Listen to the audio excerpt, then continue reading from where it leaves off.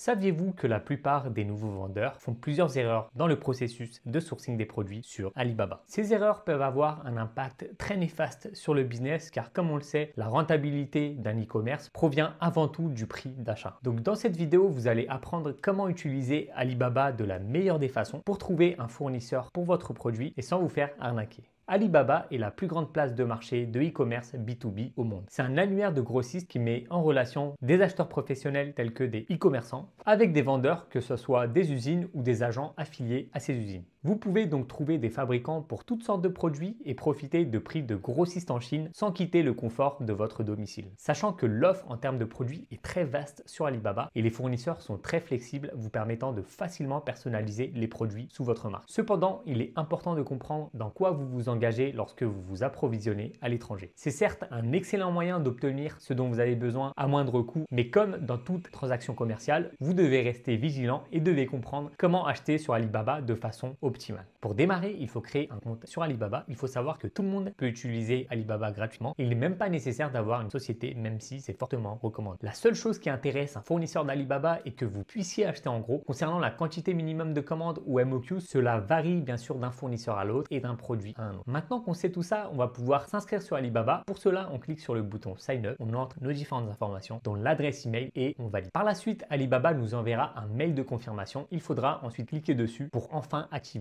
notre compte. Une fois que notre compte est créé, on va pouvoir maintenant rechercher un fournisseur pour notre produit. Le prérequis pour cela est de connaître votre niche, d'avoir fait des études de marché pour s'assurer que le produit que vous voulez lancer va se vendre, car on ne veut pas se retrouver dans la situation où on commande des centaines d'unités et avoir du mal à les vendre par la suite. Surtout qu'Alibaba, c'est une grande caverne et qu'on peut facilement s'y perdre si on se met à chercher des idées produits comme ça au hasard. Il est donc indispensable de savoir ce que l'on veut vendre. Pour notre exemple, après avoir fait une étude de marché, on décide de vendre un pistolet de massage. On va donc aller sur Alibaba et chercher un fournisseur pour ce produit. Pour ce faire, on va avoir une barre de recherche qui permet soit de rechercher par produit, si vous avez déjà une idée de produit comme ici un pistolet de massage, ou alors par fournisseur. Cette dernière option est très intéressante si vous souhaitez lister les fournisseurs pour un domaine précis. Par exemple, lister tous les fournisseurs dans le domaine des accessoires de massage. Cela sera utile plus tard quand vous aurez votre boutique en place et que vous voudrez enrichir votre catalogue d'autres produits dans la même niche. Pour l'exemple, dans cette vidéo, et comme c'est notre premier produit, je vais rechercher par produit en tapant pistolet de massage ou massage gun en anglais. Je vais entrer ça dans la barre de recherche et ensuite Alibaba me propose un grand nombre de fournisseurs pour ce produit. Afin de filtrer cette liste et ne garder que les fournisseurs les plus sérieux, je vous recommande de cocher les cases suivantes. Trade Insurance qui correspond à l'assurance d'Alibaba qui vous couvre en cas de litige et si le produit est perdu en cours de transport ou si la marchandise livrée ne correspond pas au cahier des charges de départ. Ensuite, on a également le critère Verified Supplier qu'on peut cocher. Cela va ainsi afficher uniquement les entreprises qui ont été soigneusement contrôlées par Alibaba. On a maintenant les résultats qui s'affichent.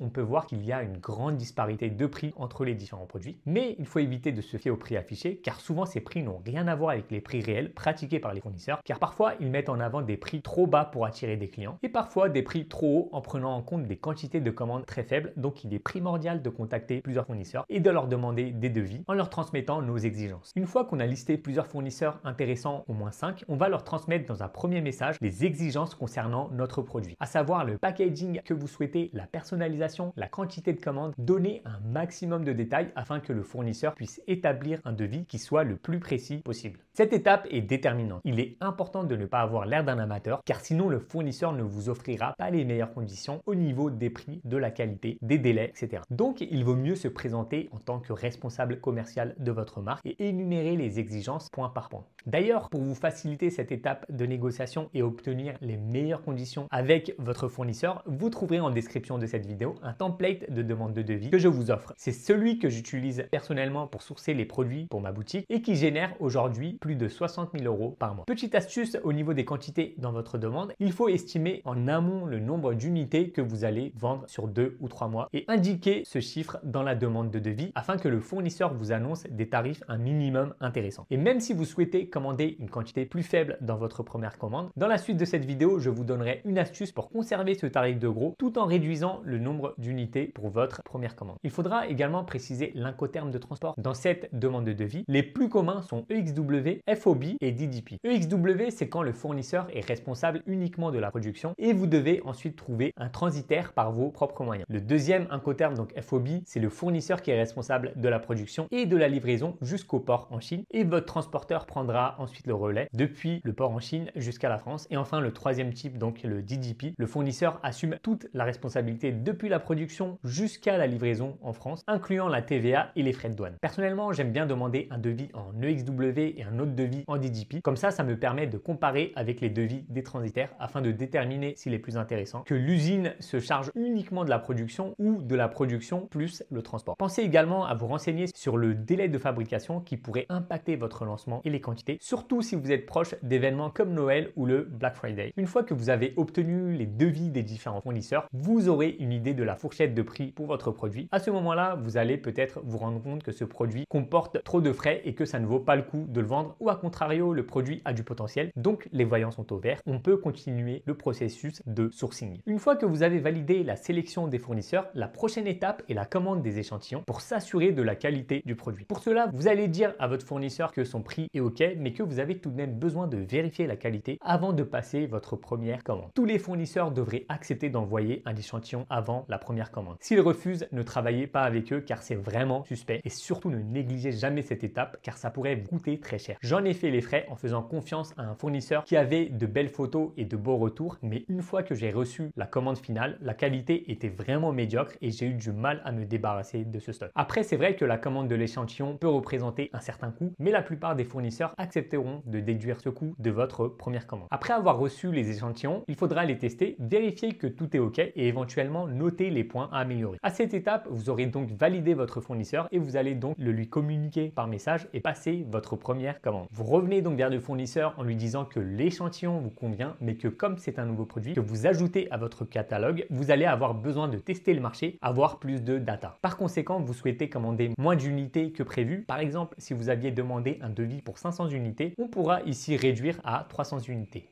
On va bien sûr dans le même temps rassurer le fournisseur en lui disant qu'on souhaite un partenariat long terme, qu'on va donc commander une quantité beaucoup plus significative par la suite, qu'ici c'est juste la première commande. Cette astuce de négociation a toujours fonctionné pour moi et c'est ainsi que j'obtiens des tarifs moindres par rapport aux faibles quantités que je commande pour mes lancements de produits. Pensez à négocier également avec le fournisseur les conditions de paiement. Il faut surtout éviter de payer toute la commande en une seule fois, mais plutôt négocier pour payer un acompte avant la production autour de 30% et le reste à la fin de la production. Ainsi, le fournisseur va dépendre de nous et il va soigner la production. Vous aurez également la possibilité de faire un contrôle qualité à la fin de la production par un inspecteur indépendant avant le paiement final. Durant les échanges sur Alibaba, il est possible que des fournisseurs vous demandent de sortir de la plateforme. Je vous recommande d'éviter cela à tout prix et de rester sur la plateforme pour sécuriser la transaction tant que vous ne connaissez pas le fournisseur. Après, pour le paiement, vous pouvez au choix soit le faire via wire transfer ou alors par carte bancaire, mais vous risquez d'avoir des frais de change importants, donc attention à ça. Après que la commande est prête, il faudra bien entendu contrôler la marchandise, soit visuellement via des photos ou alors en passant par un inspecteur indépendant qui va contrôler la qualité de façon précise. Et c'est important pour certaines typologies de produits, notamment les produits électroniques. Et concernant le choix du prestataire, vous pouvez soit passer par des grosses sociétés connues comme Kima par exemple, ou alors des freelancers sur Upwork ou Fiverr, car c'est beaucoup moins cher et vous allez économiser pas mal d'argent. Il faut leur transmettre un cahier des charges bien détaillé afin qu'ils puissent contrôler efficacement la marchandise et qu'ils ne loupent rien. Sachant que la plupart du temps, l'inspecteur me donne beaucoup plus de détails que ce que je demande, donc cela rassure énormément sur la production. Après que la commande soit validée et payée, il va falloir maintenant gérer le transport de votre marchandise depuis la Chine jusqu'à la France. Pour cela, vous allez soit passer par votre fournisseur si c'est le plus intéressant pour vous, ou alors un transitaire indépendant. Si vous trouvez un transporteur par vos propres moyens, il va falloir envoyer des demandes de devis à plusieurs transporteurs où vous allez leur préciser la nature de votre marchandise, la valeur monétaire, la caractéristique des cartons, etc. Et pour vous faciliter ce processus, vous trouverez en description un template de demande de devis pour le transport. Les points importants lors du choix du transporteur sont la présence de bureaux à l'international pour avoir un interlocuteur local en cas de litige, et l'autre point important est d'inclure dans le devis l'assurance ad valorem. Cette assurance vous permettra de dormir sur vos deux oreilles en garantissant totalement votre marchandise en cas de dommages ou perte. Si malgré toutes les précautions que vous avez prises, à savoir contrôler l'échantillon, faire une inspection qualité, vous vous retrouvez quand même avec des produits défectueux, alors je vous invite à contacter votre fournisseur sur Alibaba pour trouver une solution. La plupart du temps, cela va se débloquer rapidement, mais si ce n'est pas le cas, vous pouvez alors ouvrir un litige sur Alibaba qui protège l'acheteur grâce à la trade assurance dans le cas où le fournisseur ne livre pas à temps ou si la qualité du produit varie considérablement par rapport à ce qui avait été convenu. Pour conclure, Alibaba peut donc être un excellent moyen de trouver des produits pour votre boutique e-commerce ou vos produits vendus sur Amazon. Vous pouvez avoir de super prix et personnaliser facilement vos produits et je peux vous dire d'après mon expérience que les Chinois sont de bons commerciaux et de véritables partenaires en business. Et même lorsque vous démarrez. Alors qu'avec des fournisseurs européens, pour être pris au sérieux, il faut commander des volumes bien plus importants. Donc avoir une plateforme comme Alibaba simplifie énormément le sourcing, surtout en tant que débutant. Cependant, il faut quand même garder en tête qu'il y a à boire et à manger sur cette plateforme. Donc il est important de bien analyser les fournisseurs et contrôler la marchandise avant le paiement final. J'espère que vous avez apprécié cette vidéo. N'hésitez pas à partager votre expérience sur Alibaba en commentaire. Vous trouverez également en description un fichier incluant des templates de messages à envoyer aux fournisseurs et aux transitaires pour optimiser votre phase de sourcing. Et si vous souhaitez aller plus loin et si vous voulez que je vous aide à mettre en place un business sur Amazon en sourçant vos produits sur Alibaba, vous trouverez dans la description un lien pour réserver une session de coaching offerte avec moi. Et je vous dis à plus tard.